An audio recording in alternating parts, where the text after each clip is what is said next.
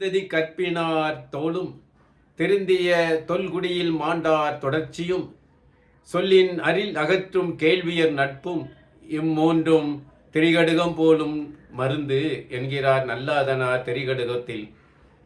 இது நல்ல சிறந்த கற்புடைய மனைவி அமைவதும் சிறந்த உயர்குடியில் பிறக்கும் வாய்ப்பும் கேள்விகளுக்கு பதில் சொல்லக்கூடிய அறிஞர்களின் நட்பும் கிடைக்கப்பெறுவது வாழ்க்கையில் சிறந்த 3 மருந்துகளாகும் என்கிறார். திருநான்மணிக்கடிகையில் ஒரு பாடல், மையால் தளிர்க்கும் மலர்கண்கள் மாலிருள் நெய்யால் தளிர்க்கும் நெடும் சுடர் பொய்ய முழங்கை தளிர்க்கும் குறு கிளை நட்டார் வழங்கத் தளிர்க்குமாம் சொல்.